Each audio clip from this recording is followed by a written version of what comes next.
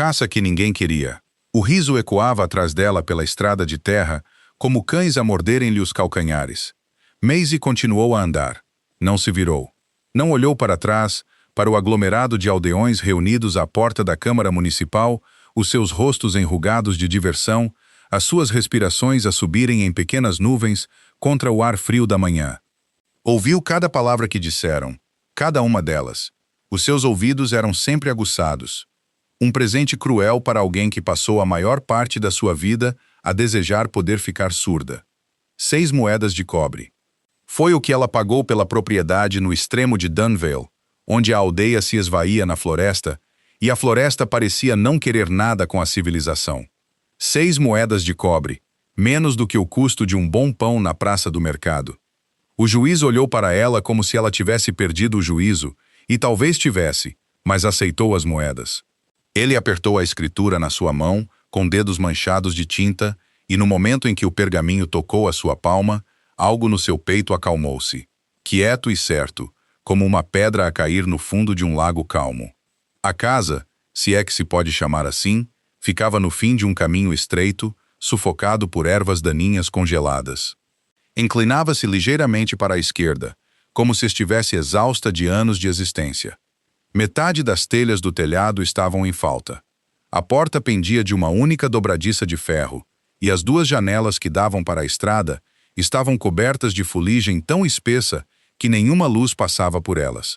O velho poço no quintal tinha uma rachadura ao longo da sua bacia de pedra, e o jardim, se o emaranhado selvagem de roseiras mortas e lama congelada podia ser chamado de jardim, parecia que tinha desistido de si próprio muito antes de Maisie chegar. Ela ficou ao portão, ou melhor, no lugar onde um portão tinha existido outrora, e olhou para tudo aquilo. 23 anos, com nada além de uma velha mala de couro ao ombro, uma escritura na mão e 6 moedas de cobre a menos na sua pequena bolsa de pano.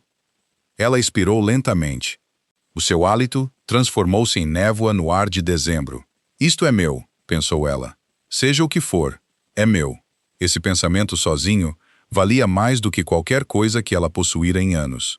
Maisie nasceu em Dunvale, a filha mais nova de uma família beta de estatuto modesto, mas honesto.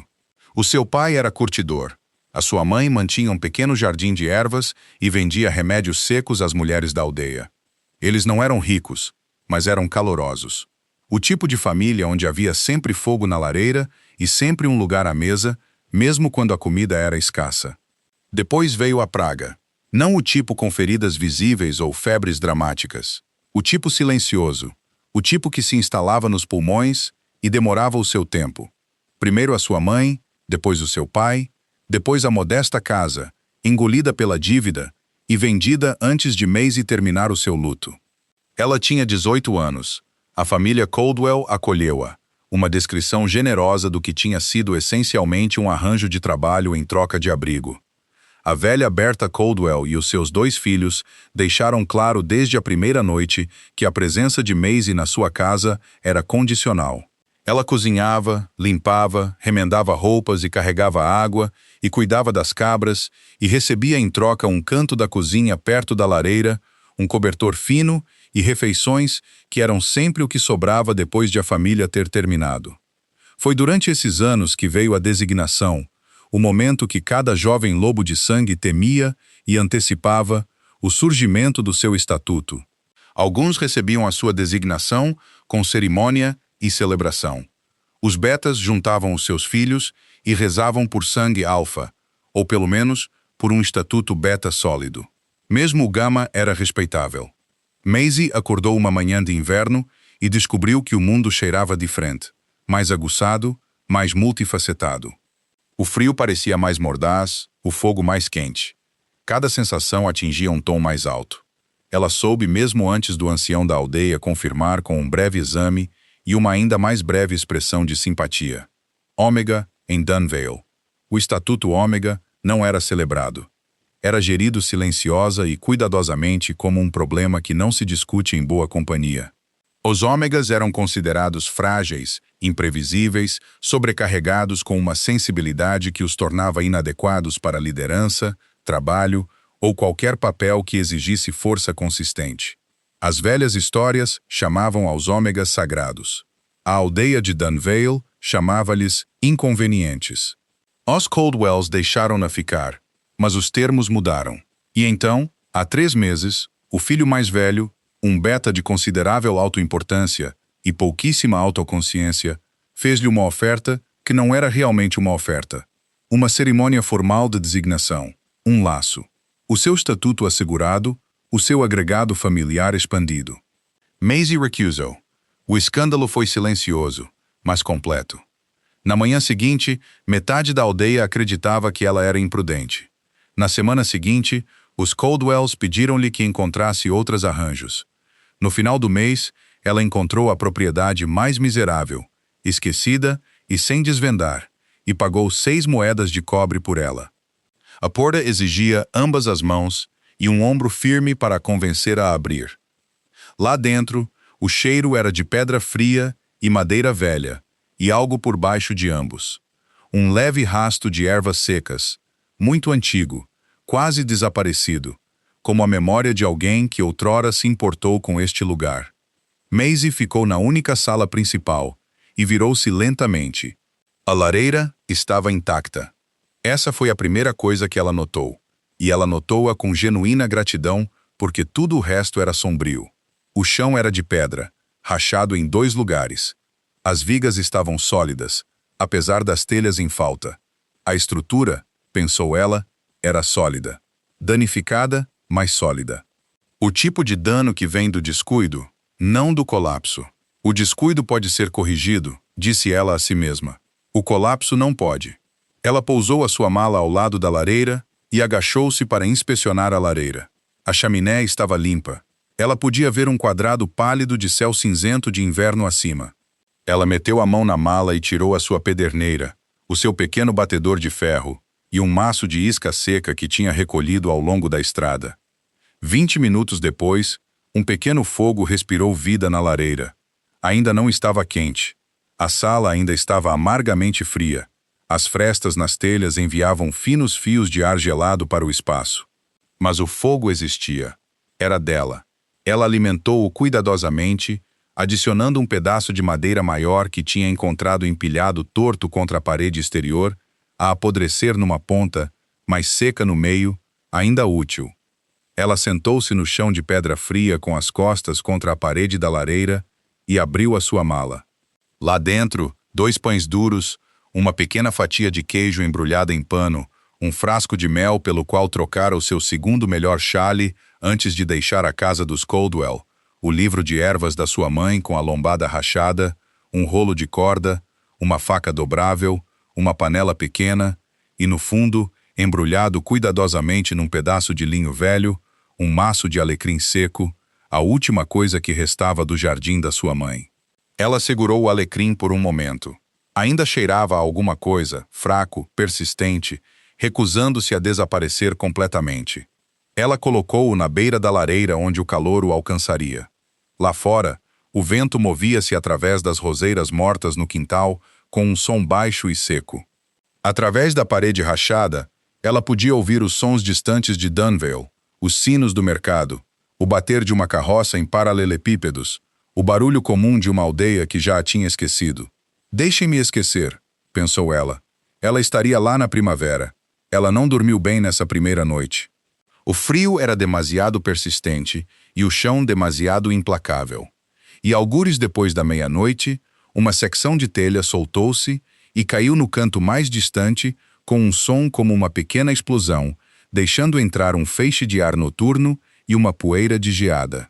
Ela jazia embrulhada no seu manto e nos 2 cobertores que possuía, a ver o fogo arder baixo, e fez uma lista mental: telhado, caixilhos das janelas, bacia do poço, o portão, o jardim que podia esperar até a primavera. As rachaduras no chão, a dobradiça da porta, encontrar trabalho, encontrar materiais, encontrar um caminho. Ela já tinha consertado coisas antes. Ela sabia trabalhar. Ela sabia ser invisível e sabia ser paciente. E a paciência, ela aprendera, era a sua própria forma de poder. Mais lenta que a força, mas mais duradoura. O que ela não previu Deitada ali no seu chão de pedra fria congeada a formar-se no interior das suas novas paredes, foi que alguém notara a transferência da escritura e que alguém enviara uma mensagem para norte, para a capital, para o palácio, para o rei Alfa. Capítulo 2. O rei que cavalga ao amanhecer. A cidade capital de Valdemore nunca dormia verdadeiramente. Mesmo nas horas mais profundas da noite de inverno, quando as estrelas pendiam baixas e duras acima das torres do palácio como lascas de ferro frio, havia fogos a arder no grande salão, guardas a patrulhar as muralhas, servos a moverem-se por corredores de pedra com velas protegidas contra a corrente de ar. O palácio era uma coisa viva, maciça, antiga, sempre a respirar. As suas muralhas eram de granito negro extraído das montanhas a norte, com veios de cinzento escuro, que capturavam a luz das tochas e a seguravam em estranhos padrões em movimento. Estava ali há 400 anos e parecia que pretendia permanecer ali por mais 400, indiferente às estações, indiferente aos homens que governavam de dentro dele. O rei Darius estava à janela do seu gabinete de guerra e olhava para nada em particular. Ele era um homem grande, largo de ombros, construído de uma forma que não vinha de privilégio ocioso, mas de décadas de uso genuíno. Tinha o tipo de presença física que alterava uma sala simplesmente ao entrar nela, o tipo que fazia outros homens instintivamente recuarem sem entenderem porquê. O seu cabelo era escuro, cortado curto nas laterais, e o seu maxilar carregava a atenção particular de alguém que passara anos a tomar decisões que custaram caro a outras pessoas. Os seus olhos eram da cor de carvão, nem pretos, nem cinzentos, mas aquela tonalidade exata entre os dois, onde a luz se dissolvia e não devolvia nada. Tinha 31 anos e era rei há 7 desses anos. Ele não dormia bem, raramente dormia. O pergaminho na mesa atrás dele chegara há 2 dias, trazido por um mensageiro das províncias do sul. Era um relatório de transferência de terras rotineiro, do tipo que o seu camareiro normalmente processaria sem o incomodar. Dunval era um pequeno povoamento, sem importância em todos os sentidos mensuráveis, contribuindo com modestos rendimentos de grãos e receitas fiscais ainda mais modestas para os cofres da coroa.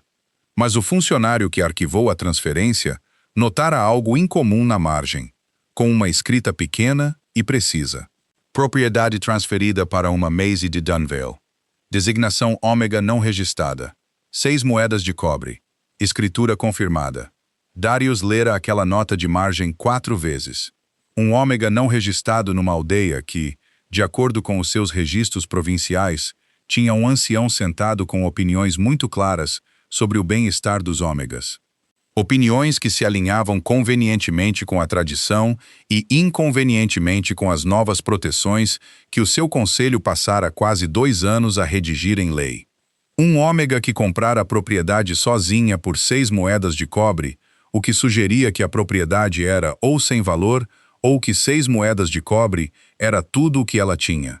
Ele pegou novamente no pergaminho, embora já tivesse memorizado o seu conteúdo. Atrás dele, a porta do gabinete abriu-se sem bater. Apenas uma pessoa em Valdemore entrava sem bater. "Estás a olhar para esse papel de novo?" disse o comandante Reed. Darius não se virou. "Estou a pensar." "Estavas a pensar à meia-noite. São quase 4 badaladas." Reed atravessou a sala e sentou-se na cadeira do outro lado da mesa com a facilidade de um homem que fazia exatamente isso há 15 anos. Ele era esguio onde Darius era largo, com feições aguçadas e cabelo prateado muito curto, apesar de ter apenas 34 anos, um traço que ele culpava por 12 anos de comando militar e uma campanha de inverno particularmente catastrófica na Cordilheira Oriental. O seu estatuto era gama, a sua lealdade era absoluta, e a sua paciência com o que ele chamava privadamente de horas de melancolia do rei era a única coisa que nele tinha limites reais.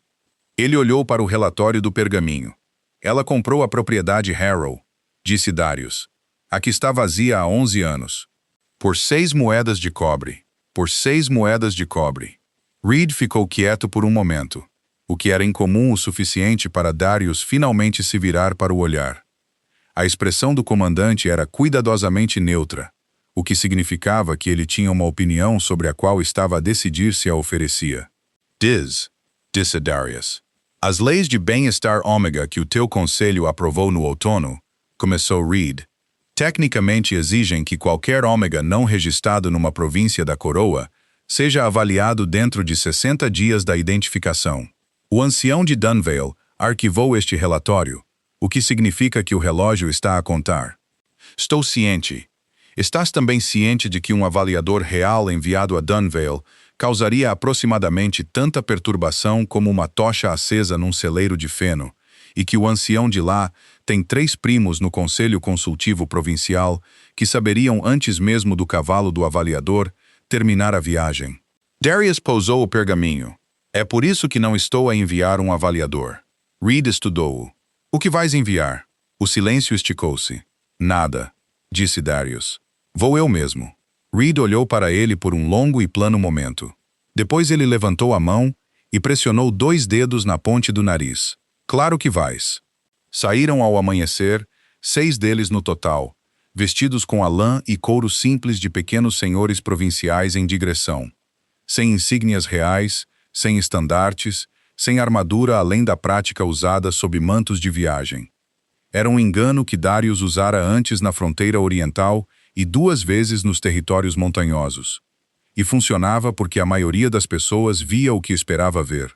6 cavaleiros em mantos escuros em bons cavalos pareciam negócios, não realeza. A estrada para sul estava congelada, o que tornava a cavalgada rápida, mas punitiva.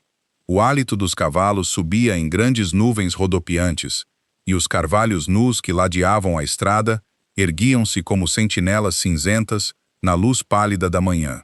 Darius cavalgava no centro do grupo, dizendo muito pouco. Ao seu lado, Garrett, o seu segundo guarda-gama, mais novo que Reed em 8 anos, construído como um jovem carvalho e perpetuamente cético quanto a planos que se desviavam do protocolo, mantinha a sua expressão neutra com esforço visível. Permissão para falar livremente, meu senhor, disse Garrett na segunda hora de cavalgada. Darius olhou para ele. Negada. Garrett falou livremente. De qualquer forma, isto é um desvio significativo do protocolo. Eu notei que temos avaliadores especificamente treinados para isso. E eu tenho olhos especificamente capazes de ver o que os avaliadores são treinados para ignorar, disse Darius. A sua voz não era áspera, nunca foi. Era simplesmente final.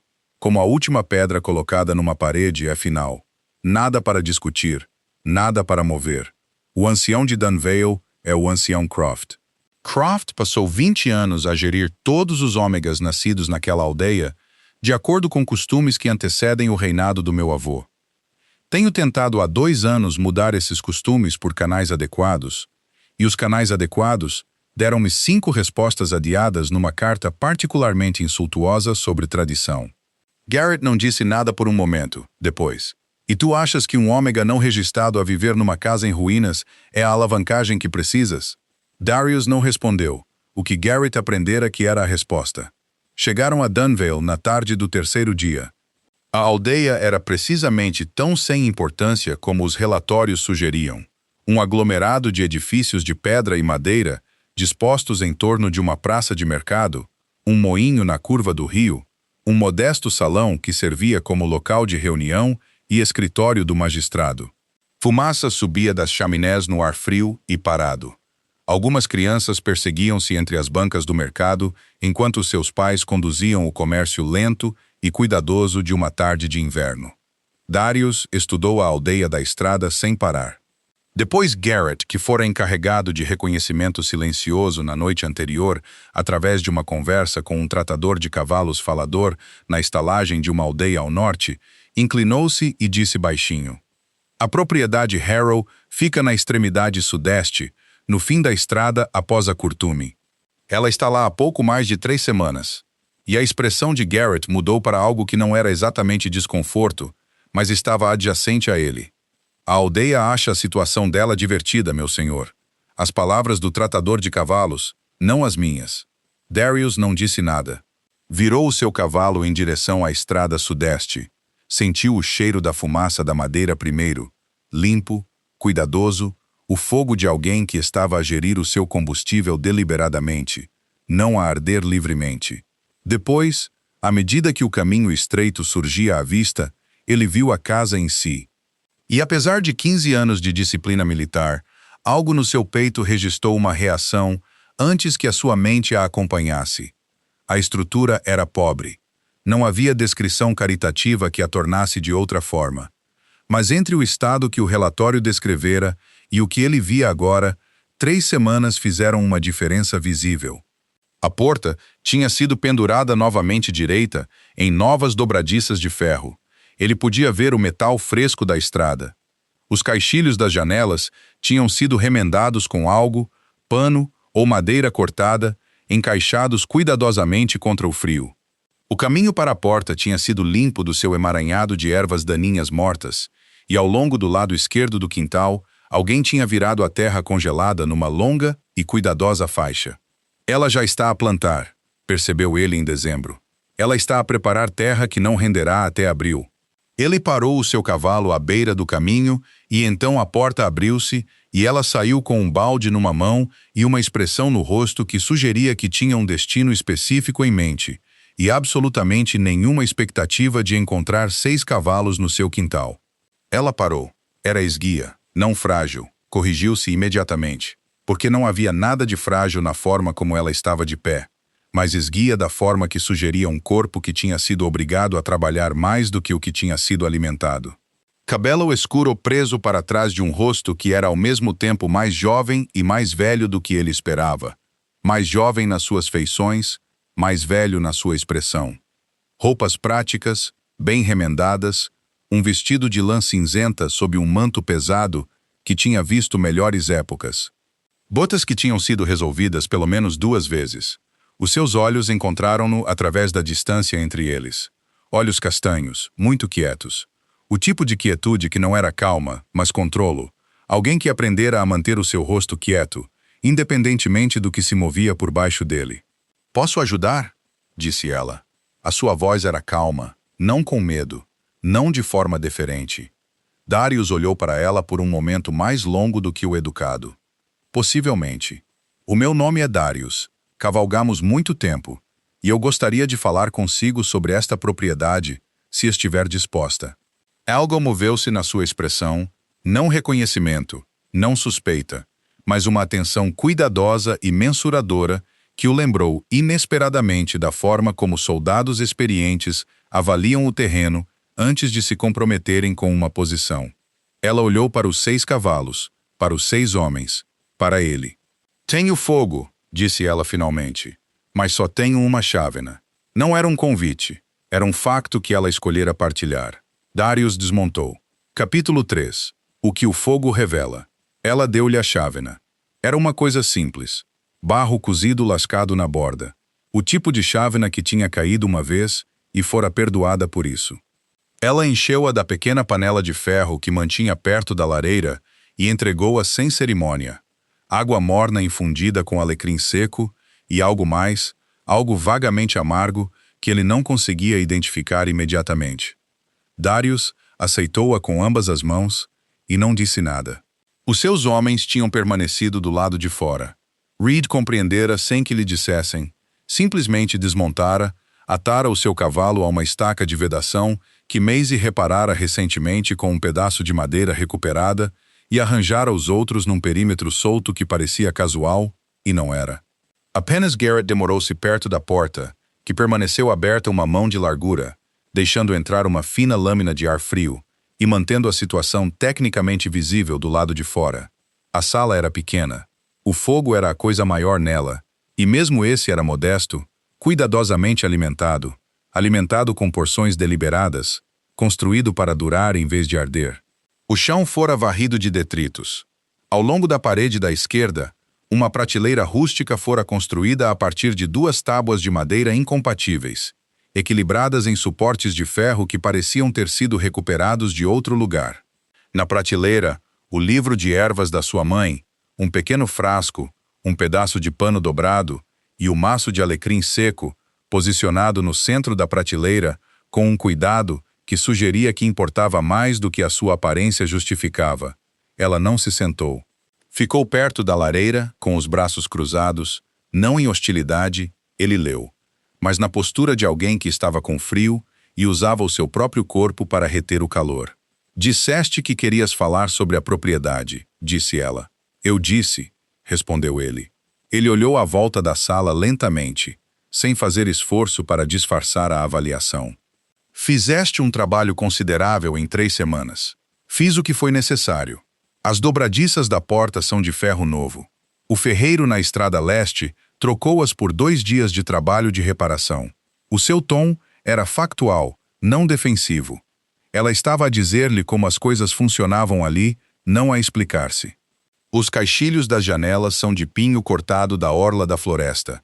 Os suportes da prateleira vieram da velha cerca atrás do poço. Estavam sólidos, apenas enterrados sob o crescimento. Darius pousou a chávena na borda da lareira. Onde aprendeste a fazer este tipo de trabalho? Algo moveu-se brevemente no seu rosto. A necessidade é uma professora eficiente. Ele deixou isso assentar. Depois disse, estás registrada nos registros provinciais como uma ômega não registrada. Isso não é uma acusação. O sistema de registro nas províncias do sul tem lacunas significativas. Mas significa que não tens proteções formais sob a lei atual da coroa. Ela olhou para ele diretamente. Não estava ciente de que a lei da coroa tivesse desenvolvido recentemente interesse em proteger os ômegas. Tem vindo a desenvolver esse interesse há 2 anos, disse ele lentamente, contra considerável resistência. E tu representas esse interesse. Uma pausa. Ele não oferecera o seu título completo, dera-lhe o seu nome com verdade, e o nome de um pequeno senhor em digressão era indistinguível do nome de um rei quando falado numa sala fria, sem cerimônia. Ele observou-a agora com a atenção particular de alguém a decidir o quanto revelar e em que ordem. Eu represento a coroa, disse ele. Ela estudou-o com aqueles olhos castanhos muito quietos. Cavalgas com 6 homens, disse ela, em cavalos demasiado bem criados para trabalho de circuito menor, a usar mantos que são simples, mas cortados de tecido que custa mais do que esta casa. Quem quer que sejas, não cavalgaste 3 dias da capital para discutir o registro de propriedade com um ômega que pagou 6 moedas de cobre por uma casa partida. O silêncio que se seguiu foi o tipo particular que se forma quando alguém disse algo precisamente correto. À porta, Garrett fez um som muito pequeno que poderia ter sido uma tosse e certamente não foi. Darius olhou para ela por um longo momento. Então algo na sua expressão mudou. Não muito, mas o suficiente. A distância formal que os homens poderosos usavam como um segundo manto afrouxou ligeiramente. Não, concordou ele. Não cavalguei. Ele contou-lhe a verdade. Não tudo. Não ainda, mas a forma relevante dela, as partes que a desviamem diretamente. Contou-lhe sobre os estatutos de bem-estar ômega, sobre o ancião Croft e o Conselho Consultivo Provincial, sobre o padrão de aldeias do sul que gerem as suas populações ômega de acordo com costumes que a coroa tentava há anos dissolver formalmente. Disse-lhe que a sua transferência de propriedade fora sinalizada num relatório de rotina e que o sinal chegara a ele diretamente. Ele não lhe disse por que viera ele próprio em vez de enviar um avaliador. Ele não tinha a certeza absoluta de que conseguiria explicar isso claramente, mesmo que tivesse escolhido fazê-lo. Ela ouviu sem interromper. Quando ele terminou, ela ficou em silêncio por um momento. Queres usar a minha situação, disse ela, como prova contra Croft. Quero garantir que as tuas proteções sejam formalmente registradas, disse ele cuidadosamente. O que esse registro posteriormente possibilitar em termos de responsabilidade provincial é uma questão separada. Essa é uma forma muito arrumada de dizer sim. Ele não discordou. Ela virou-se para encarar o fogo e ele observou-a a pensar. Tinha uma qualidade particular de quietude quando estava a resolver algo. Não ausência, mas profunda presença interna, o tipo que fazia o ar à sua volta parecer mais deliberado. O que significa o registro para mim, na prática? Disse ela. Não em termos de lei, em termos da minha vida aqui, desta casa. Era a pergunta certa. Era a pergunta que um negociador experiente faria, despojada de sentimentalismo e visando o centro prático da questão. Sentiu algo aguçar a sua atenção.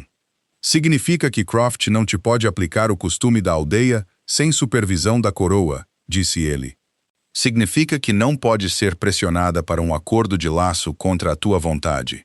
Significa que se alguém nesta aldeia interferir nos teus direitos de propriedade, tens um recurso legal, em vez de costume, para apelar, e o custo deste registro. Não há custo. Ela virou-se para olhá-lo. Sempre há um custo. Então considera o custo desta conversa, disse ele, e a tua vontade de que ela seja documentada. Outro silêncio. Lá fora, o vento movia-se através das árvores nuas, com um som baixo e contínuo. E em algum lugar na aldeia, uma roda de carroça estalou contra a pedra congelada. O fogo estalou suavemente. O alecrim na prateleira libertava o seu fraco fio de aroma para o ar quente perto da lareira. Está bem, disse ela. Capítulo 4. O desagrado dos anciãos. O ancião Croft era um homem largo na forma como sugeria um corpo mais jovem, que se tornara excessivo e confortável ao longo de muitos anos confortáveis. Ele usava a sua autoridade na posição dos seus ombros e na disposição do seu escritório. Uma grande secretária esculpida, 2 cadeiras imponentes, para visitantes, posicionadas ligeiramente abaixo da sua própria, um fogo mantido, generosamente quente, em contraste com as modestas chamas permitidas na maioria das casas da aldeia. Recebeu Darius e Reed na manhã seguinte com o calor praticado de um homem que gerira visitantes poderosos durante décadas. O calor durou aproximadamente 4 minutos. Um avaliador real teria sido o procedimento padrão, disse Croft, a sua voz ainda agradável, mas a agradabilidade agora operando sobre uma base mais fria. Damos as boas-vindas ao interesse da coroa nos assuntos de Dunville, naturalmente. Eu apenas quero garantir os canais adequados. Os canais adequados foram explorados, disse Darius. Sentou-se numa das cadeiras baixas sem desconforto aparente, o que exigia um tipo particular de quietude. Reed estava de pé à sua direita com as mãos atrás das costas e a expressão de um homem a contar vigas do teto. Estou aqui por uma questão de registro. Um ômega na vossa aldeia está não registrado desde a sua designação, que ocorreu há 5 anos. A expressão de Croft não mudou, mas algo por trás dela sim. Maisie, Sim, uma situação complicada. A rapariga sempre foi um pouco resistente à orientação apropriada. Resistente à orientação, repetiu Reed, do lado da sala, com o ar de um homem simplesmente a repetir palavras para confirmar que as ouvira corretamente. Ela recusou um acordo formal de laço, continuou Croft, dirigindo-se diretamente a Darius, que a sua família patrocinadora tinha arranjado muito generosamente dadas as suas circunstâncias. Ela subsequentemente removeu-se desse agregado familiar sem transição adequada. Vila comprou propriedade, disse Darius, legalmente através do magistrado com transferência de escritura documentada. 6 moedas de cobre pela ruína Harrow. Croft permitiu-se um pequeno sorriso. Tem sido fonte de algum divertimento na aldeia, confesso. Visitei a propriedade ontem, disse Darius. Já não é uma ruína. O sorriso vacilou. Darius inclinou-se ligeiramente para a frente. Não agressivamente, mas com o peso focado particular de alguém a levar uma conversa ao seu verdadeiro ponto. Ancião Croft, o processo de registro de bem-estar ômega requer a vossa cooperação como ancião da aldeia registrado. Estou preparado para completar a documentação hoje. O que não estou preparado para fazer é deixar Dunvale com qualquer ambiguidade sobre o estatuto legal desse registro ou qualquer incerteza sobre as consequências da interferência nos direitos de propriedade de um ômega registrado pela coroa. Croft ficou quieto por um momento. O fogo crepitou entre eles. Cavalgaste 3 dias da capital, disse Croft lentamente, por um único registro de ômega. Cavalguei 3 dias da capital, respondeu Darius, porque Dunvale é uma de 17 aldeias do sul com lacunas de registro pendentes semelhantes e porque acho mais eficiente compreender os problemas do terreno do que dos relatórios. Ele fez uma pausa. Mas sim, também por este registro. Algo mudou na expressão cuidadosa de Croft.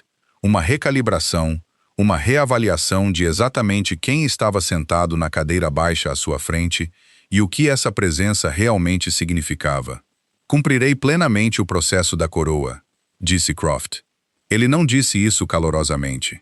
Maisie estava a rachar madeira recuperada no seu quintal quando Reed apareceu ao portão naquela tarde. Encontraram uma cabeça de machado enferrujada no resto do barracão de jardim antigo, e passou a maior parte da manhã a encaixá-la num novo cabo, um pedaço grosso de madeira de freixo que ela cortara e moldara ela própria. O trabalho era satisfatório na forma como o trabalho puramente físico podia ser satisfatório, o ritmo limpo e repetitivo, o resultado visível. Ela olhou para cima quando Reed se aproximou.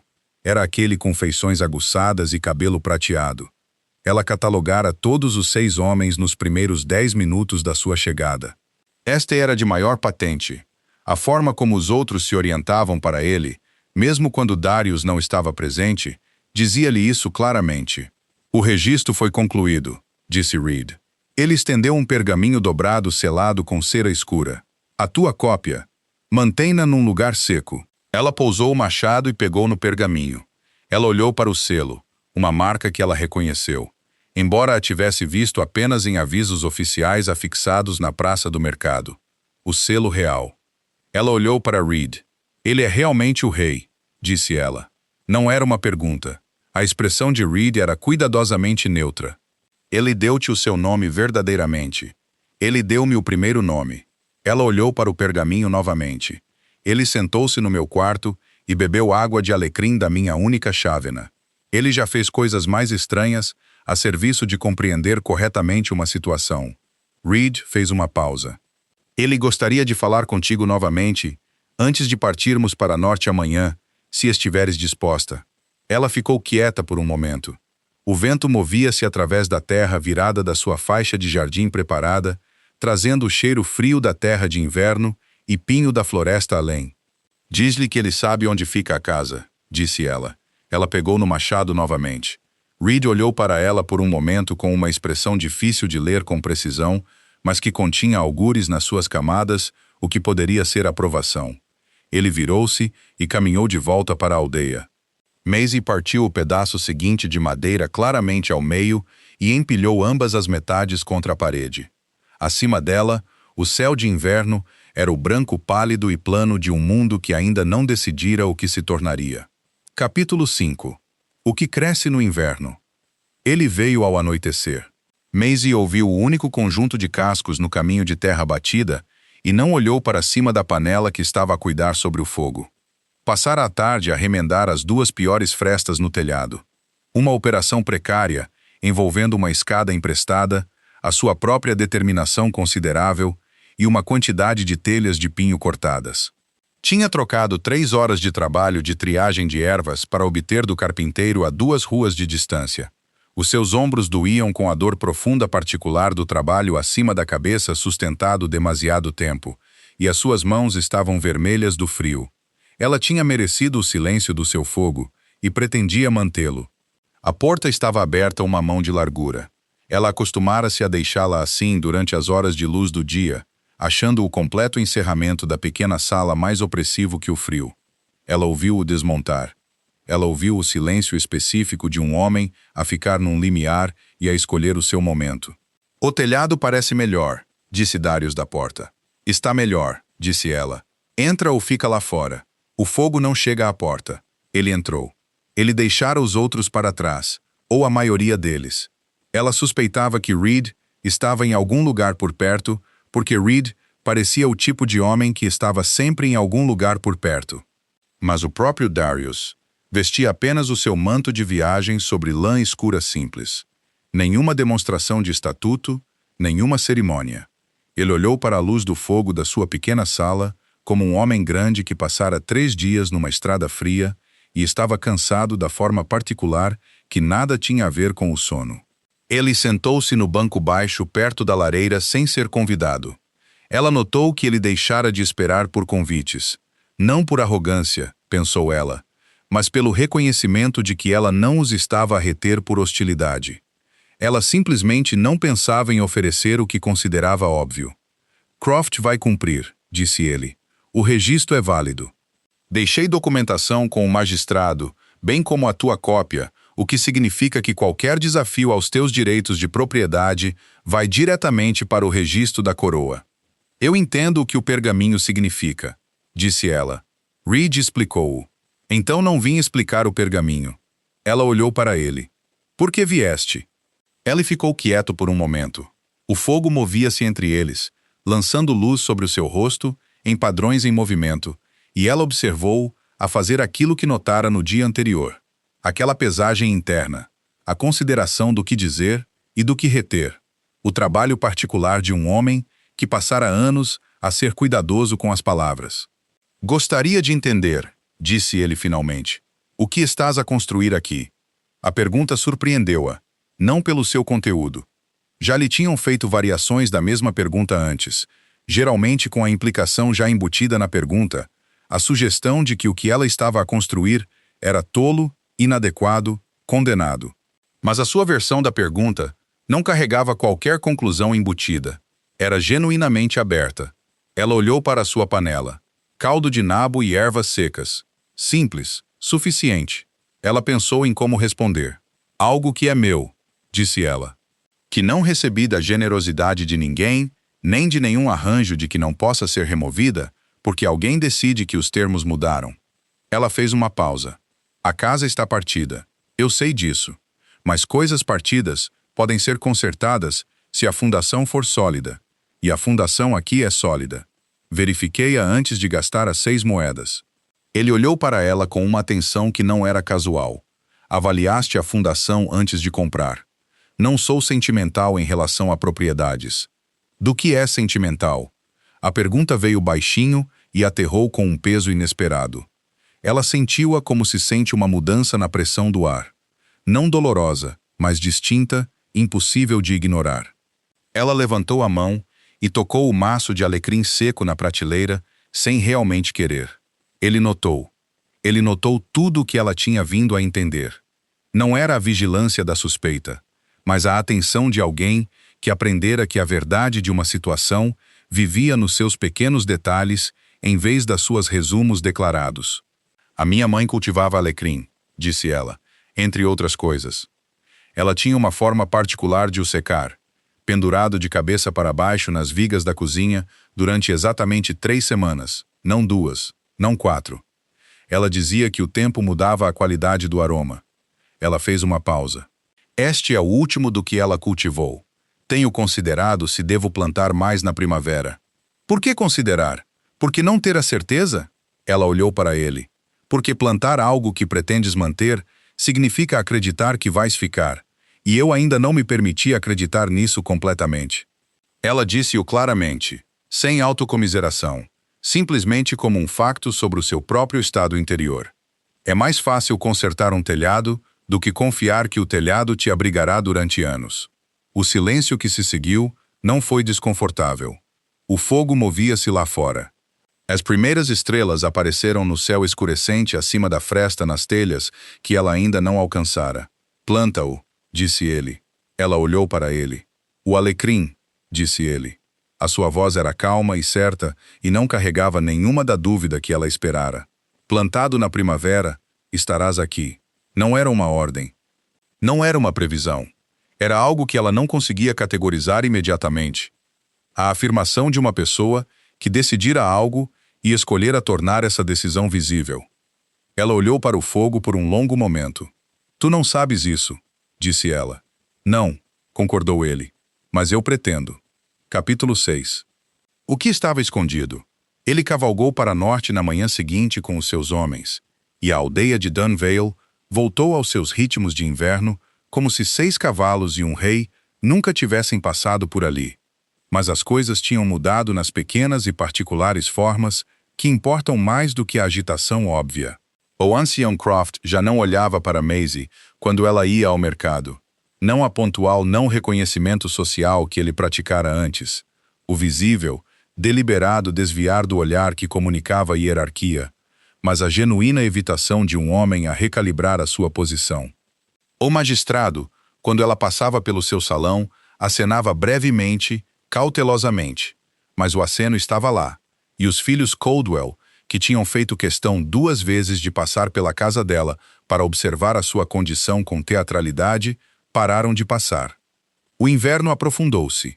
Maisie trabalhou. Ela consertou as restantes frestas do telhado. Ela obteve madeira adicional através de troca de trabalho com o carpinteiro, que percebera, com a flexibilidade pragmática de um homem cujo ofício exigia boa vontade, que a Ômega na orla da aldeia era uma trabalhadora eficiente e confiável, que nunca se queixava e sempre entregava o que acordara. Ela remendou a bacia do poço com uma mistura de argila e pedra esmagada que o ferreiro, cuja mulher procurara discretamente Maisie para um remédio para uma tosse persistente de inverno, trazendo um pequeno frasco de mel em troca, lhe mostrara ser a prática padrão para a reparação de pedra. A rachadura no chão ela encheu com uma mistura de argila de rio e cascalho fino, compactada firmemente e deixada a curar perto do fogo. Não era elegante, mas era sólida, e sólida era o que importava. Quando os primeiros sinais tímidos de degelo apareceram no final de fevereiro, não exatamente calor, mas um abrandamento da dureza do ar, uma sugestão de que o mundo estava a considerar as suas opções. Maisie transformara o interior da casa Harrow em algo que era genuinamente habitável. Pequeno, ainda, modesto, ainda, mas quente, limpo, apertado contra o tempo e inteiramente seu. Ela também, silenciosamente e sem anunciar, começou a ser útil. A herborista McDougall era uma beta idosa chamada Sarah, que gerira as necessidades medicinais da aldeia sozinha durante 30 anos e cuja visão começava a dificultar o trabalho mais fino de preparação de ervas. Maisie chegara à sua porta em janeiro com o livro de ervas da sua mãe e uma oferta para ajudar no trabalho de preparação em troca de instrução nas lacunas do seu próprio conhecimento. Sarah olhou para ela durante um longo momento por cima dos óculos de meia que usava dentro de casa, e depois disse com a franqueza de alguém que parara de fingir considerar coisas que já decidira. Terças-feiras de manhã, não te atrases. Foi através de Sarah que Maisie ouviu pela primeira vez o nome proferido na aldeia com algo que não fosse reverência. Croft enviou palavra ao Lord Fenwick, disse Sarah numa terça-feira de manhã no início de março, a sua voz baixa e factual enquanto separava a camomila seca em pequenos pacotes de pano. Fenwick senta-se no Conselho Consultivo Provincial há 20 anos. Ele e Croft têm um arranjo de longa data em relação às aldeias do sul. Maisie manteve as mãos em movimento através da alfazema seca que estava a separar. Que tipo de arranjo? O tipo de gestão. Fenwick controla quais os nomeados da coroa chegam ao sul. Croft gere os assuntos da aldeia de acordo com o costume, em vez da lei da coroa. O arranjo tem sido mutuamente benéfico durante 2 décadas. Ela amarrou um pacote com um nó preciso. A visita do rei perturbou o arranjo. O que é que Fenwick pretende fazer a respeito?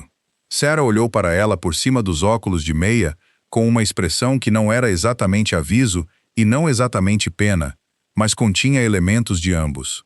O que homens poderosos que sentem os seus arranjos ameaçados sempre pretendem fazer, disse ela. Restaurá-los. A carta chegou em abril, quando o alecrim que Maisie plantara numa longa faixa ao longo do lado soalheiro da casa já mostrava os seus primeiros rebentos verde-acinzentados sobre a terra virada. Veio via mensageiro real, um jovem em libré simples, que lhe entregou um pergaminho selado com cera escura, com a combinação de eficiência e indiferença estudada, que sugeria que ele entregava mensagens de significado regularmente, e aprendera a não pensar muito nos seus conteúdos. Ela quebrou o selo à mesa da cozinha, sentada na cadeira que construíra a partir de tábuas de carvalho recuperadas durante as longas noites de fevereiro. A carta era de Darius. Não era longa. Os reis, ela estava a aprender, expressavam-se em forma concentrada. Cada palavra selecionada, nada desperdiçado. O Conselho Consultivo Provincial convocou um inquérito sobre o registro arquivado em Dunvale em dezembro. O Lord Fenwick, do Conselho do Sul, preside ao inquérito. Escrevo para te informar porque tens direito a essa informação e porque não deves recebê-la primeiro de alguém que considera o teu registro um problema a resolver, em vez de um direito a proteger. Engajei o Conselho da Coroa nesta matéria. Peço que envies palavra se algo mudar na tua situação através do mensageiro que leva esta, que é confiável. Também estou ciente de que esta carta é insuficiente e que mereces mais do que uma carta. Pretendo retificar isso quando o inquérito se resolver. Ela leu-a 2 vezes. Depois sentou-se por um momento com as mãos sobre a mesa e olhou para a parede oposta onde pendurara um pequeno ramo de alecrim seco dos primeiros caules que aparara. Um instinto, ela dissera a si mesma quando o fez. Um pequeno ato. Ela reconheceu. Sentada ali à luz da manhã de abril com o cheiro de terra fresca a vir pela janela aberta, que estava com medo, não de Fenwick, não do inquérito, ou não apenas dessas coisas. Ela tinha medo da esperança particular que se construía silenciosamente, sem a sua permissão total, desde que um rei se sentara no seu banco baixo e bebera água de alecrim da sua única chávena. A esperança era a coisa mais perigosa que ela se permitira cultivar. Ela pegou numa pena, uma coisa prática, comprada no mercado em março com a sua primeira moeda ganha do trabalho de Sarah, e puxou um pedaço fresco de pergaminho para si. Escreveu: "O alecrim está a crescer. O alcance de Fenwick também. Não tenho medo de nenhum deles, mas ficaria grata pela visita que pareces estar a prometer, Maisie." Selou-a e entregou-a ao mensageiro, que partiu sem expressão, e cavalgou para norte num cavalo que era, ela notou, consideravelmente melhor criado do que o trabalho de um mensageiro menor exigia. Ela ficou na sua porta e observou-o partir. Pelas estradas abaixo, 2 dos filhos Coldwell estavam a atravessar a praça do mercado. O mais velho olhou para a casa dela, depois desviou o olhar. Ela voltou para dentro e cuidou do seu alecrim. Capítulo 7. O inquérito. Lord Fenwick chegou a Dunvale numa quinta de manhã em maio, quando a aldeia estava brilhante com o verde particular do início do verão, e a praça do mercado cheirava a pão fresco e relva cortada, e o otimismo que o tempo quente produz nas pessoas que sobreviveram a mais um inverno nórdico. Veio com 12 homens e uma carruagem, madeira envernizada preta com adornos dourados, o tipo de transporte concebido não para conforto, mas para impressão. Era um homem alto, angular, com cabelo branco longo e a postura cuidadosa de alguém que passara décadas a garantir que o espaço à sua volta comunicava autoridade antes de abrir a boca. O seu estatuto era alfa, sangue antigo, linha sul, o tipo de alfa cujo poder nunca fora testado por nada mais exigente do que manobras políticas e que, consequentemente, desenvolvera certas suposições sobre como o mundo se arranjava em torno de pessoas como ele. Maisie observou a sua chegada da janela da sala de trabalho de Sarah, onde estivera a preparar um novo lote de tintura de casca de salgueiro para o estoque do curandeiro da aldeia. "Trouxe um escrivão", disse Sarah, aparecendo no seu ombro sem cerimônia, os seus óculos de meia empurrados para a testa. "E o que parece ser um magistrado provincial, aquele à esquerda com a faixa azul. É incomum? Significa que ele pretende que isto seja formal." A voz de Sarah era seca. "Formal é como os homens poderosos fazem as coisas pequenas parecerem grandes e as coisas grandes parecerem inevitáveis." Maisie pusou a tintura e desamarrou o seu avental de trabalho. "Onde vão convocar?" "No salão de Croft. Presumivelmente. É onde os arranjos de Croft sempre foram conduzidos." Sarah olhou para ela com um olhar direto e não sentimental que dirigia ao mundo há 70 anos. "Deverias estar lá." "Não fui convocada." "Tu és o sujeito do inquérito", disse Sarah. "Não precisas de uma convocatória para comparecer ao teu próprio inquérito. Precisas apenas da vontade de atravessar a porta." Ela fez uma pausa. "E talvez o teu pergaminho de registro." Ela atravessou a porta. O salão de Croft era uma sala larga, de teto baixo, que cheirava a madeira velha e velas de sebo e ao peso acumulado de decisões tomadas dentro das suas paredes ao longo de muitas décadas. Fenwick arranjara-se à cabeceira da mesa comprida, ladeado pelo seu escrivão e pelo magistrado provincial com a faixa azul. Croft sentou-se à sua direita com a expressão de um homem numa festa que ele preparara, mas já não tinha a certeza de ter sido convidado a desfrutar. A sala continha talvez 20 pessoas, anciãos de aldeias vizinhas, 2 membros do conselho consultivo local e várias das mais proeminentes famílias beta de Dunvale, que aparentemente decidiram que a participação servia aos seus interesses. Estavam sentados em filas ao longo das paredes e quando Maisie entrou, A qualidade do silêncio da sala mudou da forma específica como o silêncio muda quando ocorre algo inesperado.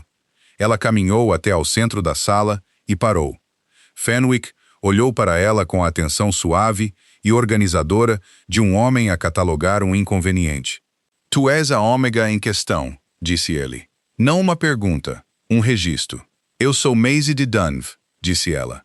Sim, este inquérito diz respeito ao registro arquivado em vosso nome em dezembro passado e a certas irregularidades no processo pelo qual foi conduzido. Ele recostou-se na sua cadeira com a facilidade de um homem em terreno familiar. É a posição do Conselho Consultivo Provincial que o registro foi arquivado sem consulta local adequada, em desvio do protocolo estabelecido. Para o protocolo estabelecido, disse uma voz da porta, foi substituído pelos Estatutos de Bem-Estar Ômega da Assembleia de Outono, que foram ratificados pelo selo da Coroa e têm precedência sobre todos os procedimentos do Conselho Provincial em matérias de registro individual. Todas as cabeças na sala viraram-se. Darius estava na porta. Ele não viera em lã simples desta vez. Vestia as roupas escuras de cavaleiro de um rei em campanha. Sem coroa, sem regalia formal, mas a insígnia de Voldemort no peito em prata martelada, inconfundível. Atrás dele, Reed estava com as mãos atrás das costas, e atrás de Reed, 4 guardas em libré da coroa. Garrett estava entre eles, a sua expressão sugerindo que, após considerável reflexão, fizera as pazes com os desvios do protocolo. A sala realizou as várias operações físicas que salas cheias de gente realizam quando um rei entra inesperadamente. O levantar, o mover, a súbita recalibração de cada rosto. Fenwick levantou-se mais lentamente do que os outros com a deliberação cuidadosa de um homem que não seria visto a apressar-se. Vossa Majestade, disse Fenwick. A sua voz era suave. Não fomos informados da vossa presença. Não, concordou Darius agradavelmente. Ele caminhou até a mesa e ficou na extremidade oposta à de Fenwick, o que significava que os 2 homens estavam separados pelo comprimento total da sala, com todos os outros dispostos entre eles. Não enviei palavra. Acho que chegadas esperadas permitem tempo para arranjos que chegadas não anunciadas não permitem. Ele olhou para o magistrado provincial com a faixa azul. Estás aqui em qualidade oficial. O magistrado, um homem que claramente não se preparara para esta manhã em particular, confirmou que estava. Então vai querer registrar isto, disse Darius. A coroa reconhece o registro arquivado em dezembro como válido, completo e em plena conformidade com o estatuto atual. O inquérito encomendado pelo Conselho Consultivo Provincial é, por este meio, suspenso aguardando uma revisão completa da autoridade do Conselho para iniciar inquéritos a indivíduos registrados pela coroa sem consentimento real. Ele fez uma pausa. Essa revisão será conduzida pelo Conselho da Coroa. O Lord Fenwick será convidado a apresentar a posição do Conselho por escrito dentro de 30 dias.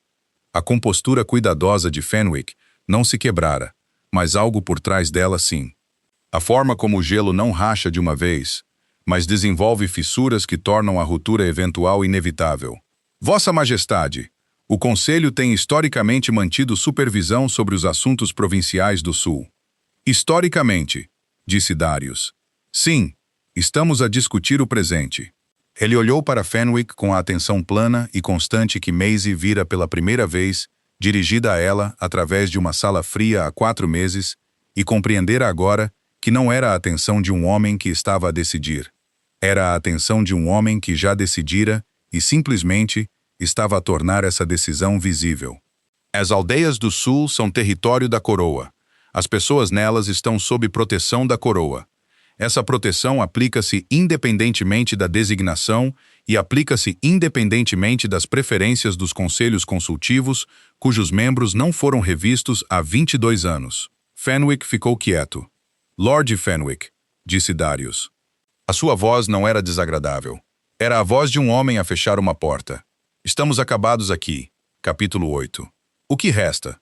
A carruagem partiu de Dunve antes do meio-dia. Maisie ficou na praça do mercado e observou-a partir. A madeira envernizada preta a diminuir pela estrada até contornar a curva junto ao moinho e desaparecer. À sua volta, a aldeia estava muito quieta.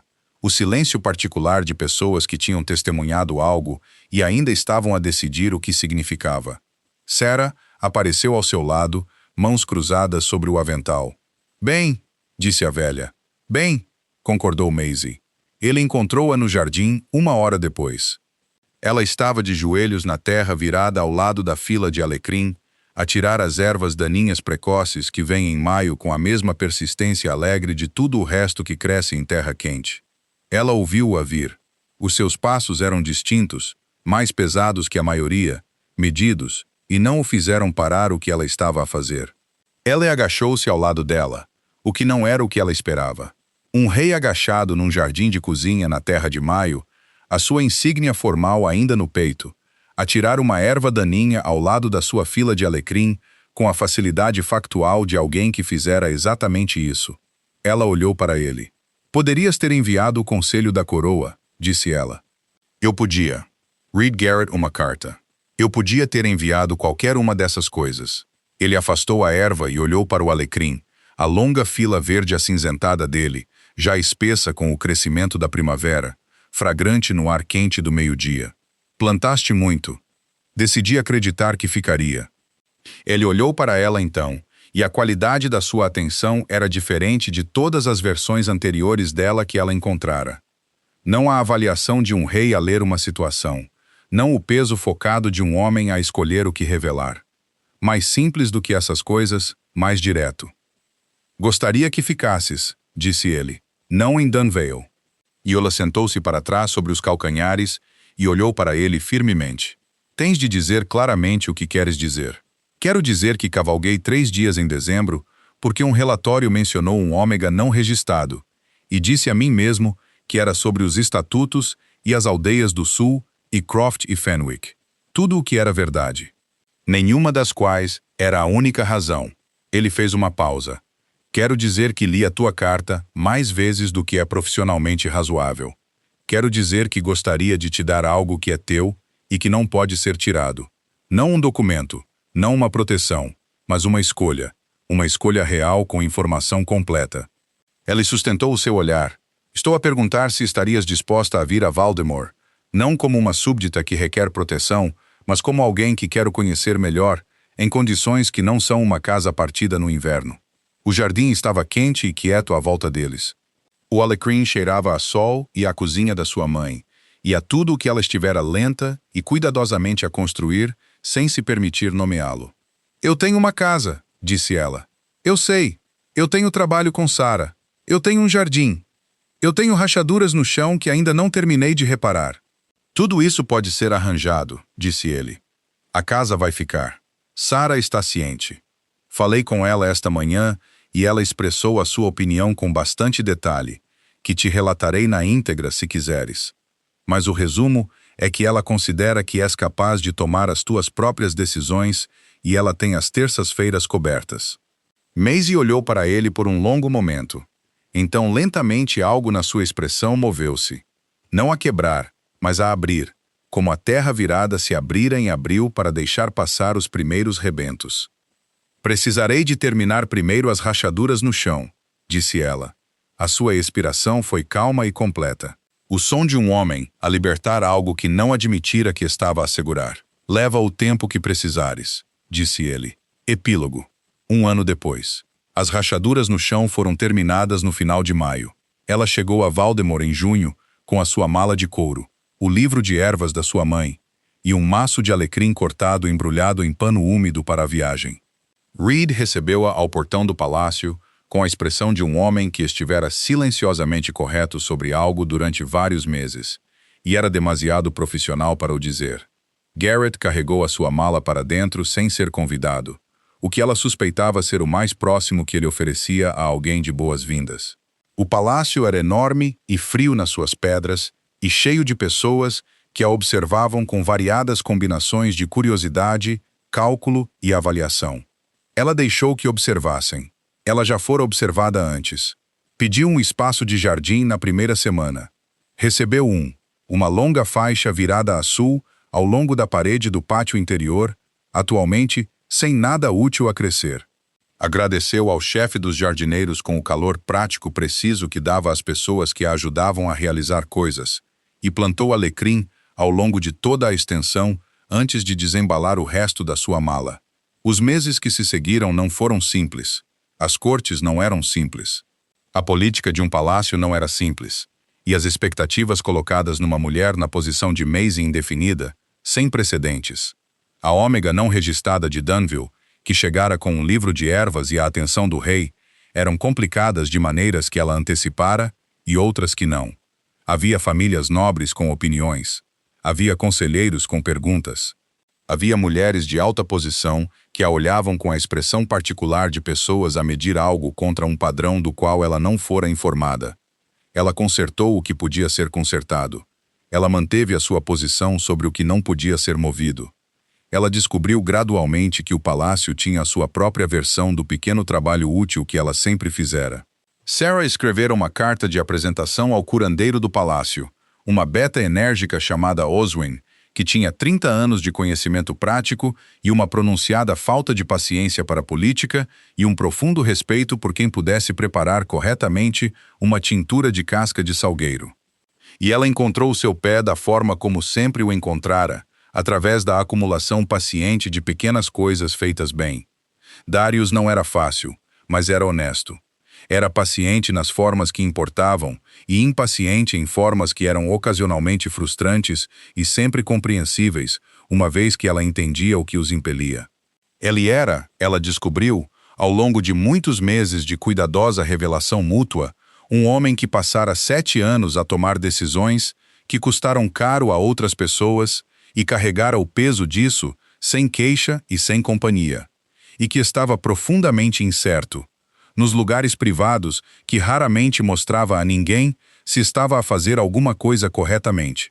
Ela disse-lhe uma noite no outono, quando o jardim do palácio estava dourado e o alecrim crescera espesso ao longo da parede do pátio. Não podes saber antecipadamente se estás a fazer isso corretamente, só podes garantir que a fundação é sólida. Ele olhou para ela por um longo momento. Disseste isso sobre a casa. Aplica-se à maioria das coisas. A cerimônia formal de laço foi realizada no grande salão do palácio numa manhã de inverno, 1 ano e 11 dias depois de um rei ter cavalgado numa pequena aldeia e se ter agachado numa casa partida para beber água de alecrim de uma chávena de barro com a borda lascada.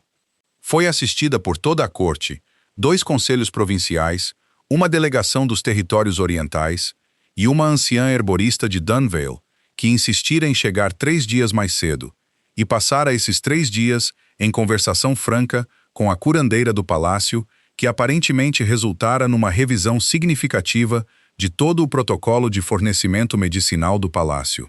Sarah usava o seu melhor vestido cinzento e os seus óculos de meia e sentou-se na primeira fila com a expressão de uma mulher que vira o resultado a aproximar-se a uma distância considerável e escolhera não o mencionar. O ancião Croft não esteve presente. O Conselho Consultivo Provincial fora formalmente reestruturado 6 meses antes, a sua membresia revista, e 3 assentos vagados, incluindo os 2 detidos pelos primos de Fenwick.